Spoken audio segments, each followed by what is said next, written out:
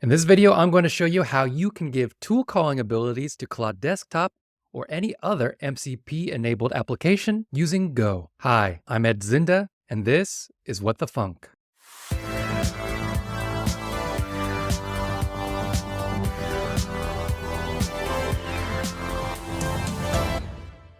In a previous video, I told you about the Model Context Protocol, or MCP, created by Anthropic. You can check out the video in the link above. But just to give you a basic idea of what MCP is, it's just a protocol that defines a way to create tool calling abilities for different LLM applications. You can think of it as USB-C for LLMs. If you need to give your LLM some sort of ability like searching the web or interacting with an API, you can use MCP to write tools to give your LLM applications this ability. When Anthropic launched MCP, they launched with a TypeScript and Python SDK. Myself, being a Go enthusiast, I decided to write a Go SDK. So in this video, we're going to write an MCP server in Go that will give an LLM access to an isolated Python execution environment. Now, what does this mean? This is basically like God mode for an LLM. If our LLM needs access to outside data or some sort of real-time information, it simply needs to write some Python code, pass it to this tool that we'll define, and the tool will execute the Python code and return the result to the LLM. The LLM can then use this context to give you better insights or information. Before we dive into the code, if you're new around here, on this channel we talk about all kinds of development topics, from backend and web development to Web3 and AI. If that's something that you're into, make sure to smash the like and drop a sub. With that out of the way, let's get into it. So here I've created a brand new directory called Python MCP server, and we're going to initialize this Go module real quick. So we'll run go mod init Python MCP server. And now let's go ahead and edit our main.go. Let's set the package to main. Let's import a few dependencies. So we're going to need context, flag, format, log, OS exec, path, and strings. And then we've got our MCP-go SDK, which I wrote. So we're going to import this MCP package and the server package. Next, let's create the main function. And the first thing we want to do is parse some command line flags. So I have this SSE mode flag. Basically, it allows you to run your MCP server as an HTTP server in SSE mode. What SSE is server-side events. Currently, there are no official clients that are able to access MCP servers via HTTP, but I'm just gonna put this in this server just to show you that the SDK allows this. And I'm pretty sure that in the future, there will be clients and hosts that are able to access MCP servers this way. Next, to create an MCP server, it's as simply as calling this new MCP server function and then saving that as a variable. Right now, it has no tool calling abilities because we haven't defined any tools, but the next step is to define a tool with a name, give it a description, and then any arguments that this tool is supposed to take. So the LLM knows when it does a tool call, which arguments it's supposed to pass, and when to actually use this tool. Here in the description, let's go ahead and read it. Execute Python code in an isolated environment. Playwright and headless browser are available for web scraping. Use this tool when you need real-time information. Only output printed to standard out or standard error is returned, so always use print statements. Please note all code is run in an ephemeral container, so modules and code do not persist. So when you give descriptions to your tools, you want to give as much context as possible to the LLM so it knows when and when not to use this tool and how to use the tool. And then to define the arguments that this tool accepts, I have these helper functions. So I have with string, which basically defines a string argument. The name of the argument is code. And then it also gives a nice description about the argument and what the argument is used for. And if the argument is required, we set this MCP required flag. And the same with this down here is another string. It's modules, another description. If the Python code passed this tool, requires some external packages or Python modules. It's just going to be a comma separated list. Say, for example, you need to make some API requests. You'll pass the requests module, and then this tool will install automatically the requests module before trying to run the Python code. Next, we need to add the tool to our previously defined MCP server using this add tool function.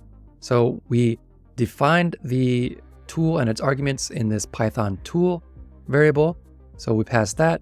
And then we have this handler function, handle Python execution, which we're going to define later. So this tells the MCP server that whenever somebody requests to run the execute Python tool, to run the code in this handle Python execution function. And so in the last part of our main function, we are going to actually run the server.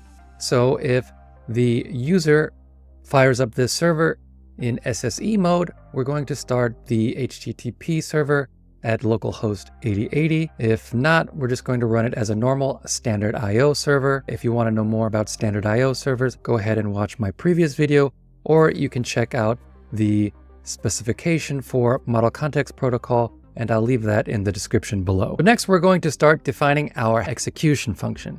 This will take a context, and it will take a request of type mcp.callToolRequest, and this is defined in the SDK. I'm also going to note that the code for this specific tool, I did not come up with myself. I've actually adapted it from another Go project by a user on GitHub called NateXCVI. I hope I pronounced that correctly, but he basically created an agent framework in Go and then had a bunch of predefined tools. By adapting this tool, we can actually plug it into a bunch of different LLMs and different clients and hosts that support the protocol. I'll leave a link to the original code in the description below. So the first thing we need to do is grab the code argument from the list of arguments.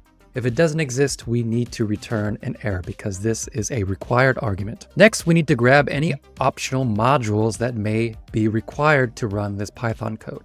If they exist, we're going to parse them, split them by comma, and then add them to our list of modules to install later. Next, we're going to use the OS package from Go to create a temporary directory because we want to use this in an isolated environment and we don't want to touch anything on our main machine. And then at the very end, when everything is finished, we want to remove everything in that temporary directory. Now, the fun part, we will take the code that the LLM passed to this tool and then write it to a script py file into our temporary directory. Next, we have a bunch of lines that are somewhat hard to read at first glance, but I'll break it down step by step. First, we want to set up our command args, and these are going to be passed to Docker, and Docker is what we're going to use to run our Python script in an isolated environment outside of our main machine. So we want to use the Docker run command. We want to remove the container after it's done running. Next, we want to mount a volume.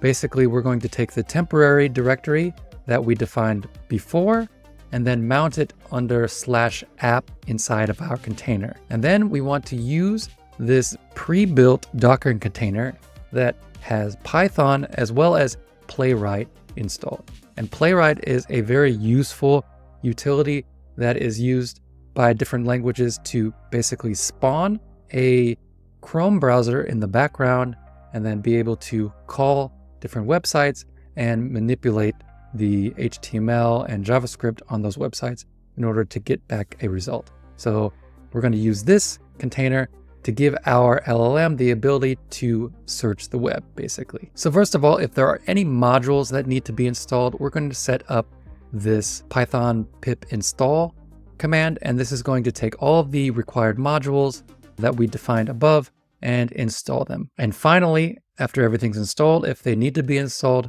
we are going to run Python, and then we are going to run the script that we just loaded with the code above. And this Python command is going to be run inside of a shell.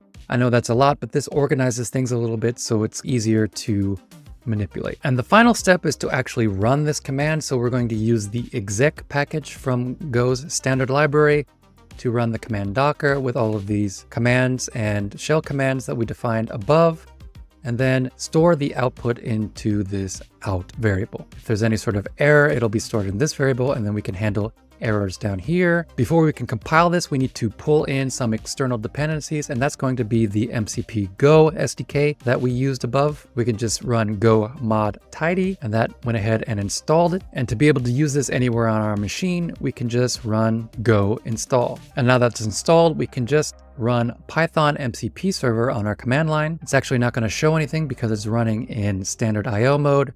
And so we're just going to go ahead and configure a host with an LLM to run this server. So I'm running on Linux, so I don't have access to Claude's desktop application. So instead, I wrote my own little application in Go. I'll leave that in the description below. But here is the configuration file for configuring the MCP servers I want to use. And so I want to define a server called Python REPL, and the command to run is Python MCP server. So we can save that, and we can run this command mcp host. And we're going to be running Anthropic's Claude 3.5 Sonnet.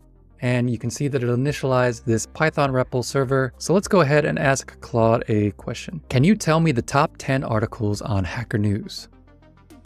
Going to think for a little bit, and now you can see it's going to use the Python REPL to get that information because it's external. And in this case, it looks like it's using Playwright, which will run a headless Chrome browser.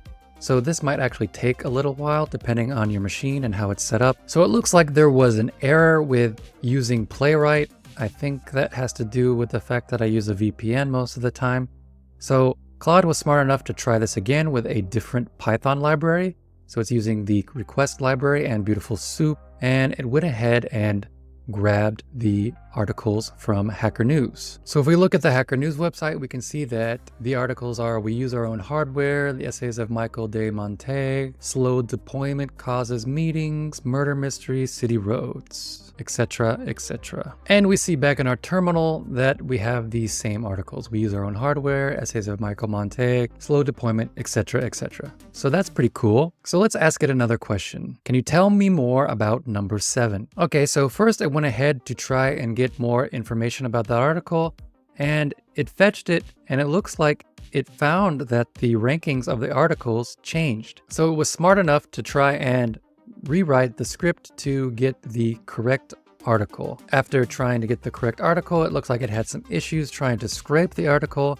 So instead, it just summarized the article. So as you can see, you can do quite a bit with just giving your LLM the ability to write code and execute it on the fly. But you can also see it's not a perfect solution, and sometimes your tool and your LLM can run into issues. So in a later video, I might go into more how you could create more specialized applications and agents using MCP that don't rely on just a magical Python instance, but rather make very specific calls in very specific situations. And that's it. That's how you can create a very simple yet very powerful MCP server using Go. If you were inspired by this video, I'd love to hear what kind of tools and agents and MCP servers you'd love to write in Go. If you enjoyed this video, make sure to smash the like and drop a sub. If you have any comments or questions, leave them down below. Once again, thanks for watching, and I'll see you in the next video.